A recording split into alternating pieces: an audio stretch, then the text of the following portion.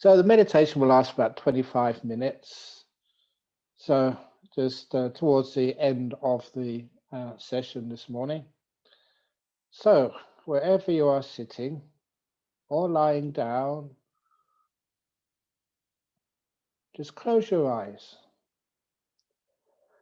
The reason we close our eyes when we meditate in the Theravada tradition, that's the original tradition of Buddhism,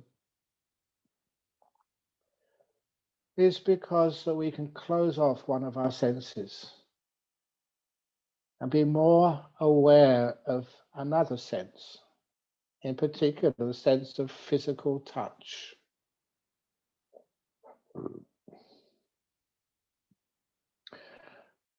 So ask yourself, how are you sitting right now? How does it feel?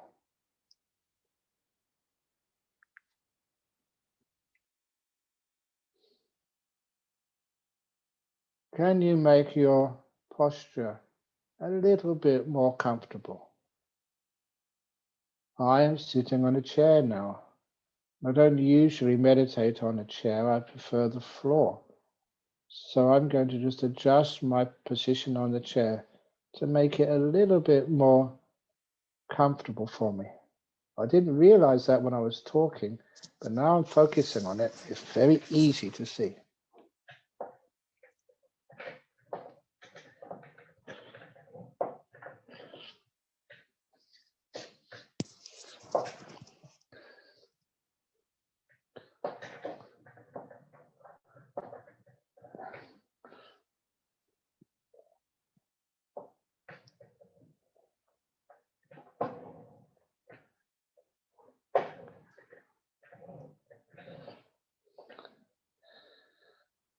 And once you got into a general good meditation posture,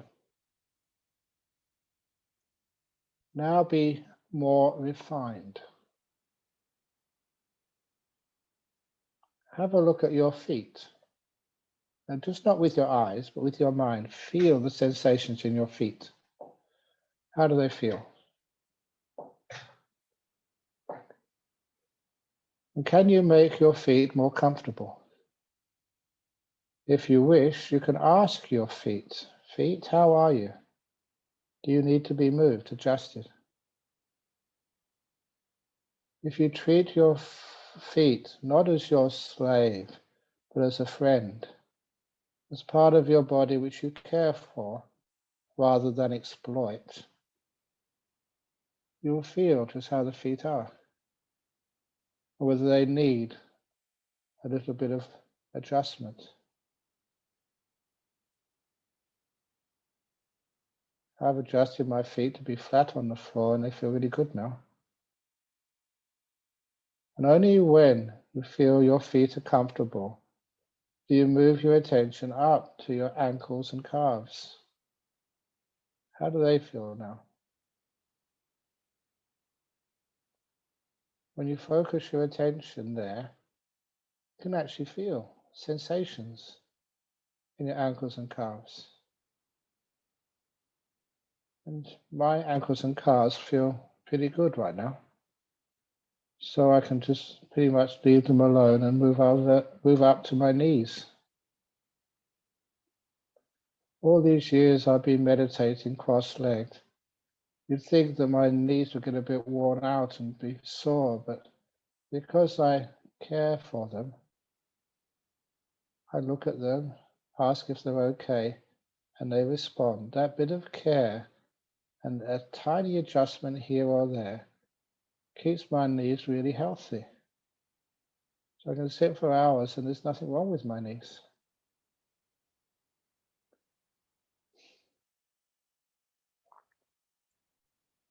So give some mindfulness and kindness, what we call kindfulness, to your knees. How do they feel? And I'm really relaxing my knees now, and I start to get the delightful feeling, like a tingling feeling in my knees. It's like they're saying, thank you, thank you, thank you for caring about us. They're individual beings which come together to form my body. And I care for them. If they hurt, I hurt. I care for your needs.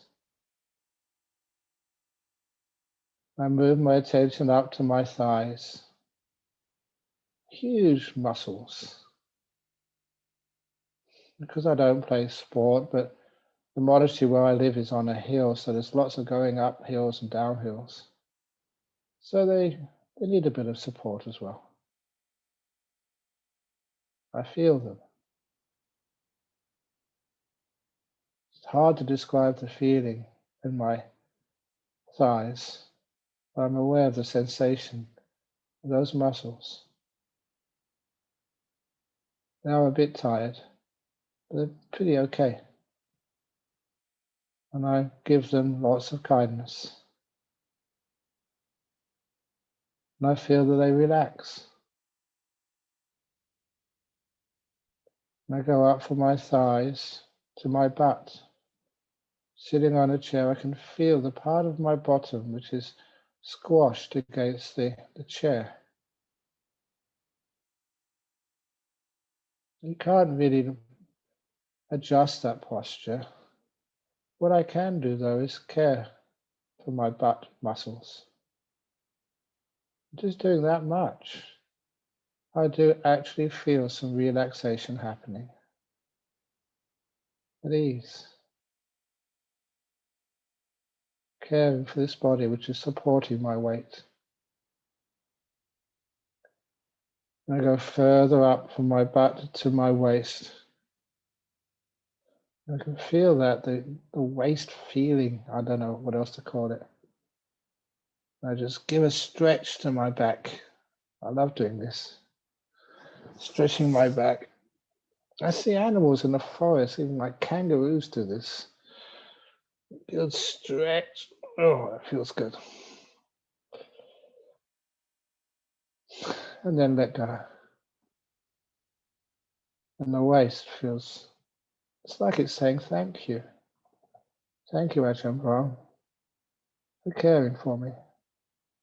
If there's anything else it needs, like move my body to the left or the right, I'll do that too. To find the optimum position for my waist. If there's anything inside your body, maybe in your colon, which is irritating you, just focus in on that feeling. And don't try to get rid of the pain. Don't try and heal it. That's actually a negativity there. Care for that feeling. It is wonderful loving kindness.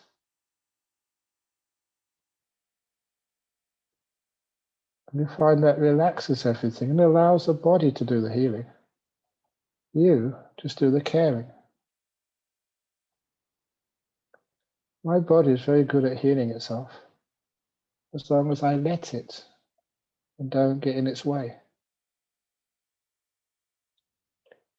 I move my awareness up from my waist, up to halfway up to my chest, but not up to my chest yet.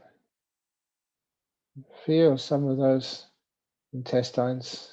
I don't know what some of those organs are, but I can have a quick check and just feel if there's any tightness or any imbalance there. If I can notice anything, I just pause there. And just like on, say, Google Maps, you zoom in and feel that sensation as deeply as you can. It may be unpleasant, it may be painful, but feel it. And give it this beautiful kindness. Like you're picking up an injured bird and you're just giving it as much loving kindness, compassion as you possibly can generate. Feel the bird relax. Its pain start to disappear.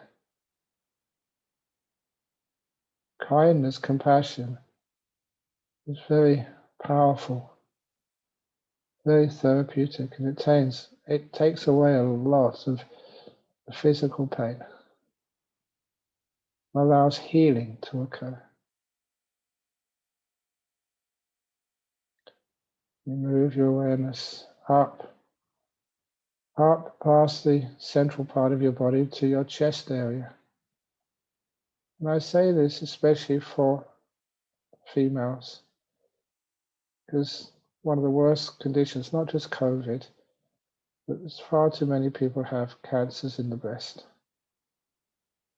And even before, I teach this at cancer clinics in Australia. Even before it occurs, if you're aware and do the sweeping of your body, you can actually feel there's something not quite right there.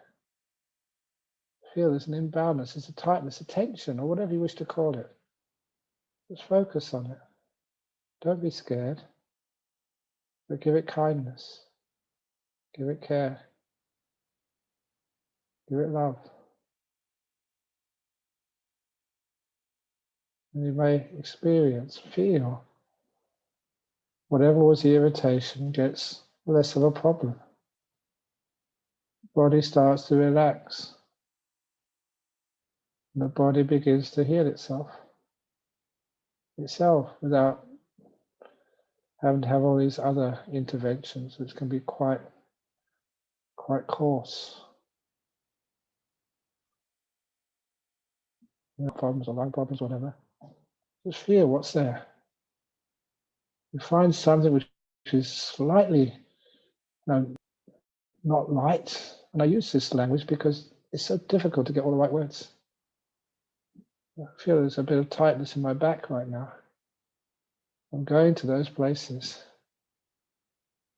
I'm just relaxing them to the max with kindness. Because I've been doing this for years, it's quite easy. But you can find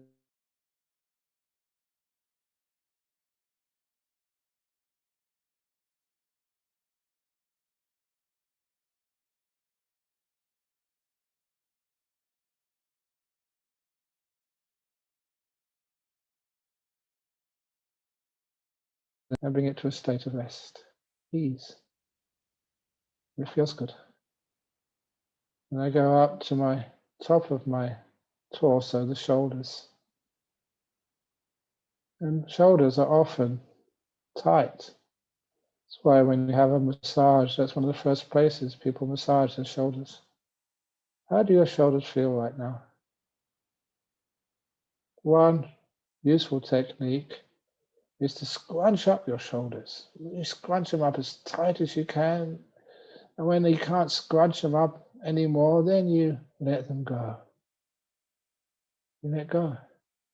And they become more loose than they were when you started. I feel my shoulders, they got much looser now. And I can feel the sensations are much more comfortable than they were when I began a minute or two ago. I just go down my arms. My forearms are usually not much going on there. They're comfortable. If you do find an ache or a pain there, just stop, pause. Give it as much compassion and kindness and love as you possibly can. Care for it. To relax it to the max. And don't go on any further until you feel you've made a difference there. And pass your elbows. If you play sports like tennis or something, then you may have sore elbows. Just feel them. What do your elbows feel like right now? Give this wonderful kindness. May you be happy and well, elbows. I care for you too. Then you go down your forearms to your wrists and hands. And now I'm just zooming in on my hands. The posture which I have in my hands is not a standard posture. There's fingers all over the place. My hands feel comfortable. I ask them, do you want to be adjusted? They say no. Follow what your hands tell you to do, not what books and experts tell you to do. Feel them. And relax your hands. Even though I'm just focusing on my hands, it's almost like I'm getting into a deep state of calmness already. Feels good.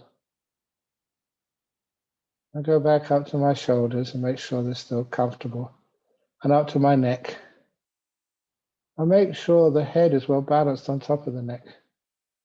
I usually do exercises left, right, forward, back. Did I find the optimum place this evening?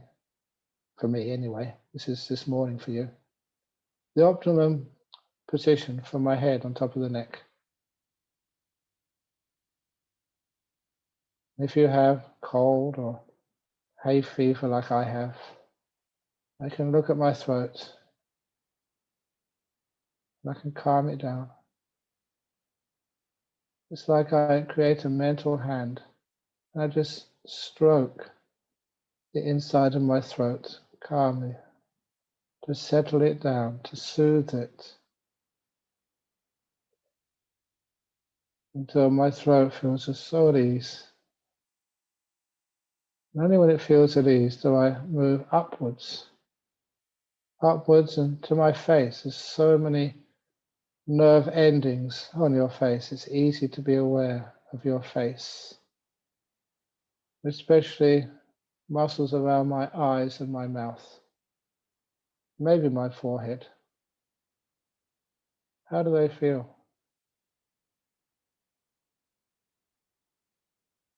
And care for them. You find the muscles around your eyes, they really relax. They start to soften and loosen. Same around the mouth. There's no tight muscles there for me anymore. You know that the face, its tightness or its looseness, reflects the emotions you're experiencing inside. So if you relax the face, you're also lessening some of the emotions of fear, anxiety, ill will. And when those facial muscles are relaxed, it's like they're being replaced by kindness, peace, gentleness. And my face feels great with those type of emotions, loosening all the muscles around my face. The last thing which I was introducing, sometimes it works for some people, for others it doesn't. But on the first meditation of the retreat, I think it can be useful. I imagine that my head, that I can open up the top of the skull, like a hinge on one side, and just open up the skull and take out my brain. It's only a small thing. And I put it in a little basket next to me.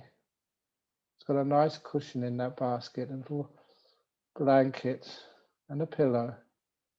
And I put my brain in that little basket. I say to my brain, have a rest. You've thought so much. You made so many decisions. You've worked so hard, my brain. Take a break. I'll put you back afterwards.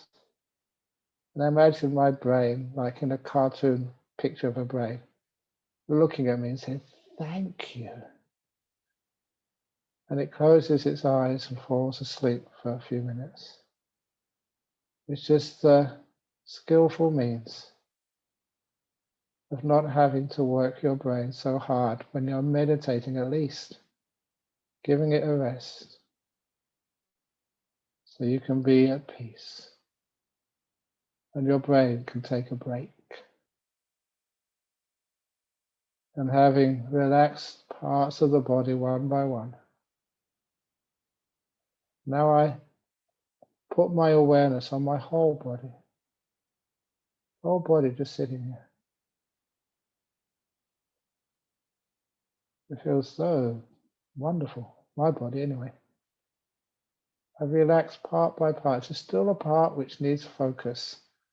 Zoom in on it to the exclusion of all other parts of your body. Give it just a mass of kindness, however you feel that kindness is.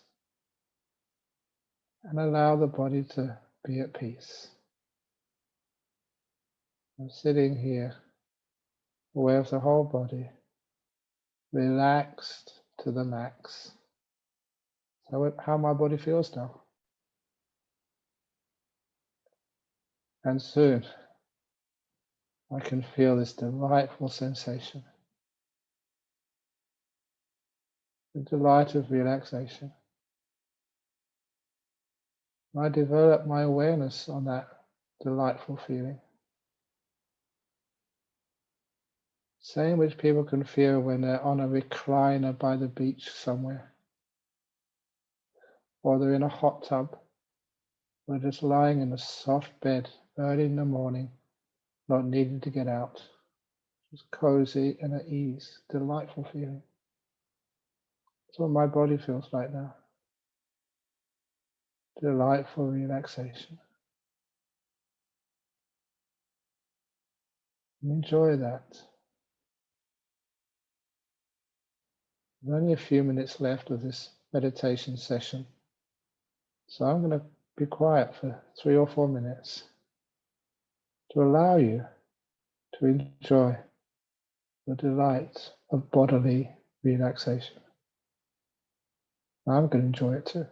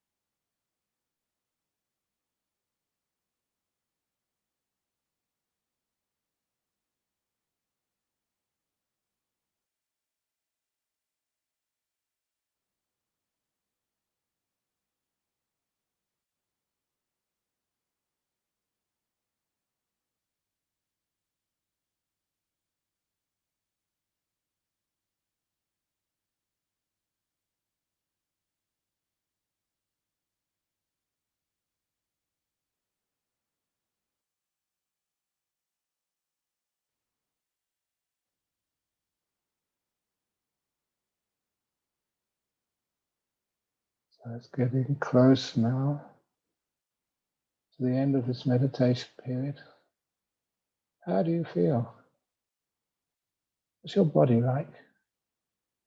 And your mind, your inner world, how peaceful is that?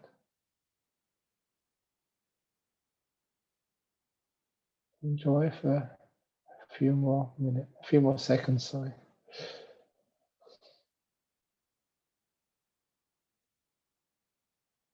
And when you're ready, just open your eyes.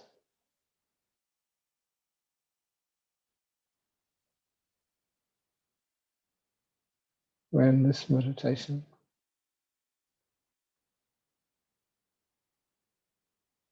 with ease and peace gives you a taste of freedom.